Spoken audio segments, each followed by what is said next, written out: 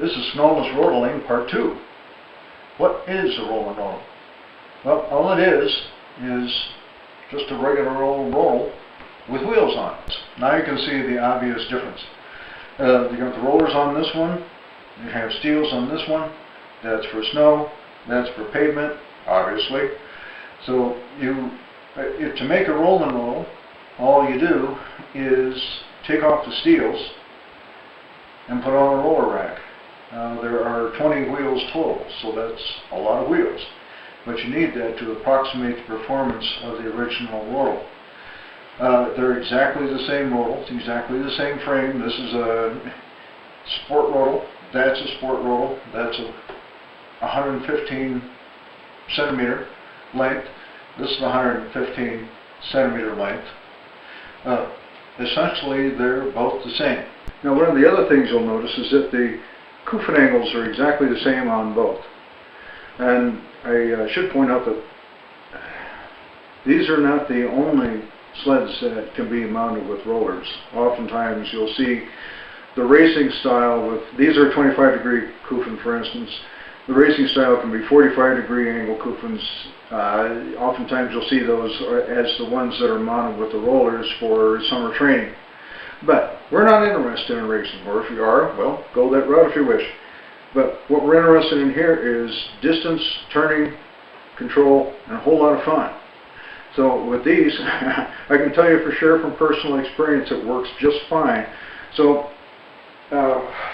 what I'm trying to show you here is that even though the coofing angle is the same, if you look down the line here, you'll see there's just a slight different shift in the angle.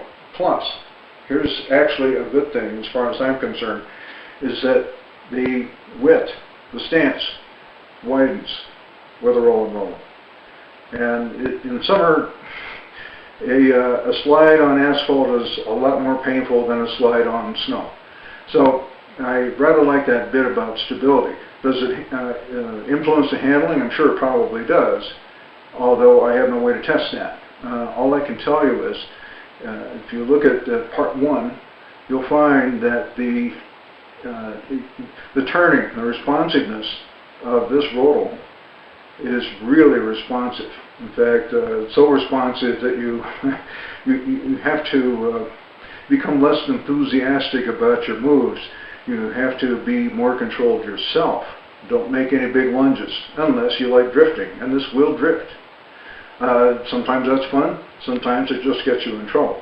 So it's one thing you have to remember is that you just don't make big, monstrous, cranking moves in order to make it work. Now, how does it work? How do you steer it? How do you stop it?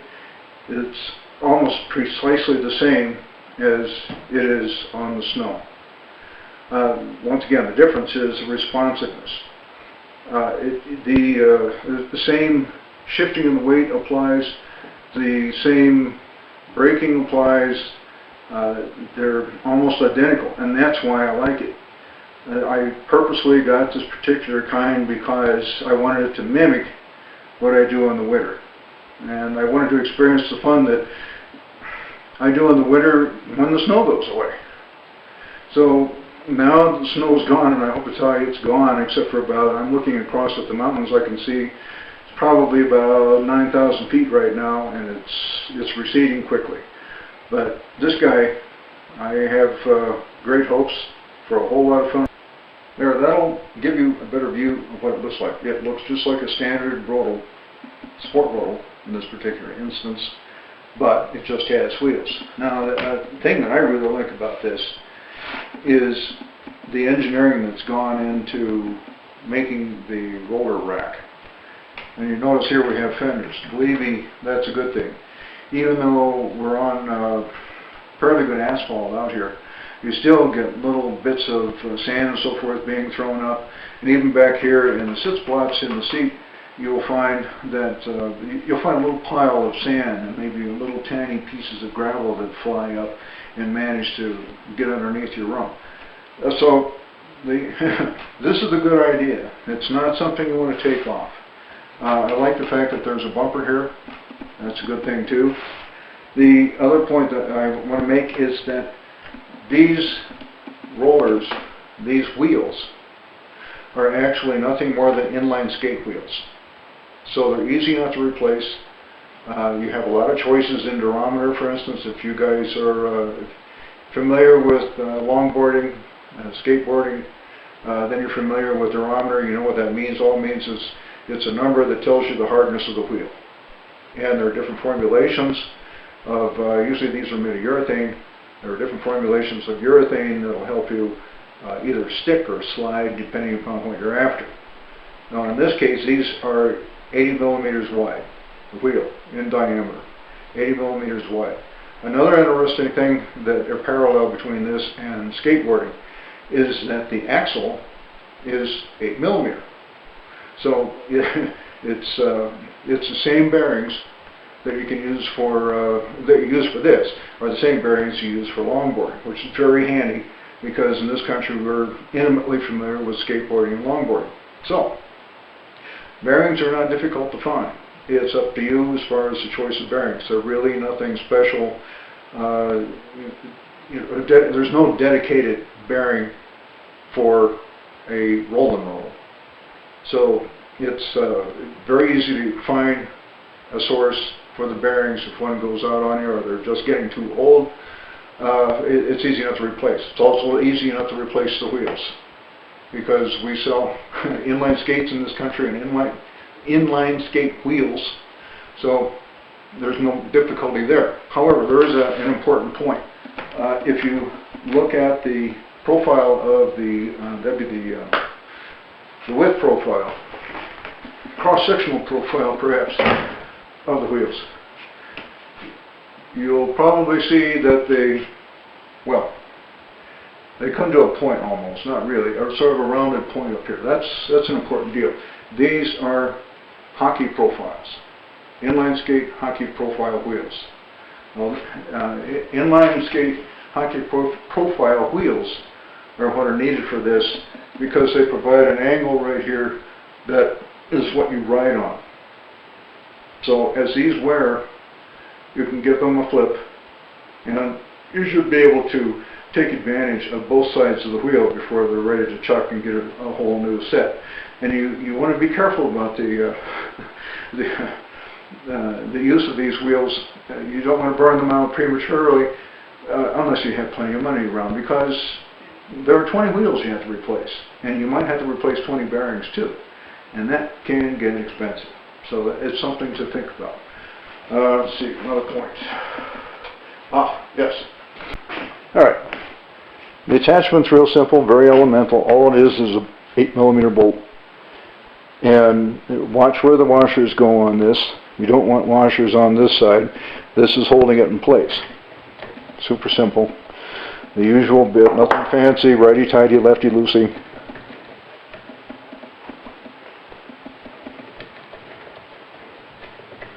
And here we are. You notice when I take it off where the washers are. There. So we've got a washer here, a washer over there. That's where they belong. Now removing the washer, there you go. See, it's just a regular basic bearing that you would find on almost any skateboard. So you have a choice of how much money you want to spend on a bearing too. There are all sorts of different kinds. The ABEC rating doesn't mean much. I believe probably, at least when I get around to replacing these, I am probably going to go for those so-called skate-rated ones. They've proven to be very durable as far as lateral pressures are concerned. In other words, pressures this way, which a lot of skateboarding endures, and you're going to endure that with this. They're not all going to be going along down the road like this. There's going to be a lot of stresses this way. So you want something like that's going to be able to take that. The other thing, these bearings will need to be cleaned now and then. You can see this little seal right there. This is a plastic seal. Some of them are, once again, for more money. You can get one with a seal that is metal, and it's meant to be permanently there, and it has a little hole in it that you can use for lubrication. It's your choice, whichever way you want to go on that. I'm very familiar with this type because it's easy enough to pop the seal off, clean it, put some lubrication back on, stick it back down. If you want to know exactly how to do that, there are plenty of sites on the net that both in inline skating and in skateboarding that will tell you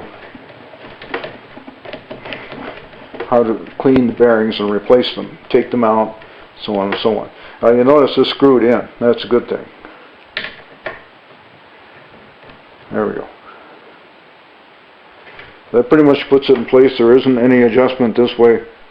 See, that's all there is to it. It's not like a skateboard where you're constantly tuning it, constantly trying to get it squished just right, the pressure on the bolt just right, to where you get a nice free spin. This is always going to be right, shall we say. As long as you have the bearings there. If you don't, you're going to be in trouble. So, you really put this down tight, but don't get carried away. You can rip this bolt right off too. They're not that hard. It's just from what I can tell, it's just a regular standard basic bolt, nothing special. To take these bolts off, you just need a 13 millimeter wrench.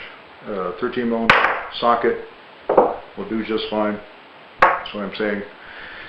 And I really advise using a socket because you don't want to start rounding off the corners of the bolts. So if you don't have a 13 millimeter, and you should if you're interested in skateboarding. But anyway, moving along here, what do you put on your hands going down the hill on this thing?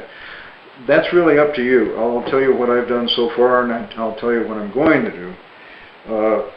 I have used this, which is it's a full thickness cowhide type glove.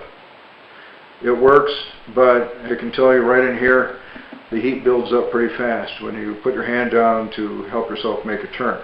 Now remember, I'll take this opportunity to emphasize that when you're making a turn, remember when you put your hand down, it isn't a dragging force you're really after in order to get the job done. Remember, this is like steering.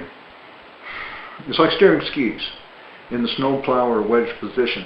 What you're really trying to do is edge the kufen or the ski, however you want to look at it, the kufen that's pointed in the direction that you want to go. So if you're going to turn right, it'll be your left kufen and vice versa. So when you put your hand down, what you're trying to do is take the weight off the one kufen you don't want weighted, and you're putting the weight on the one that you want to make to carve. And these will carve, by the way. I mean, obviously it's not carving into something, but it's sticky enough to where it feels like a carve. Believe me, it'll do it. So that's what you want to remember, is that this hand is not dragging, but it's going to still endure a lot of friction. So you need a full thickness. Don't get a cheapo split for this. It's not going to work. As an experiment, you'll probably see in some of the pictures, I use these old downhill skiing gloves. And, well, you can see what happens, but they were falling apart all the way anyway. So what I plan to do is find some sort of glove, something like this, that has a little bit of padding right there on the palm, insulation, however you want to look at it, to try to remove some of the heat. And then what I want to do is get another piece of cowhide and glue it on with a contact cement, which works really well. I have a video on the subject. It works really fine. Now that was to a different style glove, but still the purpose is the same. You want to have a very tough leather on this side. You want a cuff out here to help hold on to your hand, because you're going to be writing mostly in this section right here. That's the important part. You're going to be back there. You're not going to be up here. You're not going to be on your fingertips. If you're on your fingertips, wrong idea. You'll be touching them a little bit if your hand isn't real flexible or you forget. That's fine. But the major force is right in here, so it's back farther than a lot of gloves can tolerate. And you want to make sure you cover it back in here. All right, that's the gloves. Now, the shoes. You need something without sticky rubber. That's the really important deal. Sticky rubber is not what you need here, because sticky is going to wear out very quickly. You need something that has more of a hard sole to it. And it just so happened my standard Rodeling gloves in the winter happen to have a really hard sole. These are, well, I guess the brand doesn't really matter, but I'll tell you, just so you've got some sort of source of comparison, these are Keens, and they're Pt.2s. And you notice there's hardly any heel, but that's the big deal too. You don't want anything catching on a heel back here. They're very flat. See, they're very flat. And the lugs aren't big. And lugs aren't going to do you any good in this instance. I wouldn't go down with a tenny runner, although some guys do. It's up to you. It's your feet. I suggest something like this. It protects your ankle a bit. It provides a little more strength to your braking, and it keeps your toes from doing a lot of work. In a tennis shoe, oftentimes your toes will come forward and stretch the canvas right here. That's not a good deal. So I strongly advise something like this. I'm not saying this brand is the coolest thing in the world. I'm sure there are other things, other boots, other shoes out there. This is the hiking shoe, by the way, that'll do just as good a job. But the point I made, flat sole as possible. You don't want a big heel. You want a hard rubber on the bottom sole. You can see right here, you can see it's darkened right there. I could actually smell the rubber burning when I put on the brakes on a 10% grade when I was trying to come to a stop in front of the cameras. They do get really warm. You don't want a really soft rubber right there. You're probably thinking, do you wear a helmet? No, I don't wear a helmet. The only reason I ever use a helmet is to be a platform for my camera. That's a personal choice. It depends on the situation. It depends on how, well, let's say, challenging and how fast you're going, and it just depends on a lot of the external situations, what kind of threats you think you may encounter. So, I just, once again, it's a personal choice. I don't like dragging a helmet around any more than I have to. I don't like dragging weight around any more than I have to. As it is, I don't necessarily always have a vehicle that can take me back uphill, and some of the runs can be 5, and one I'm looking at looks like it could be 10 or 11 miles long. So the lowest amount of equipment you have to drag with you, the better. So I suggest that you think it over, and if you feel safer with a helmet, put one on. The things that are more important to me are heat dissipation and sweat dissipation, the towing gear I have to take with me, and water, maybe an energy bar or two, things of that nature, because I'll be hiking the hill. See, that's why I don't want any more weight than I have to have. But once again, it's a personal choice. I want you to go out there and have fun, and I want you to go out and do it safely, and I want to hear all about it. So, later.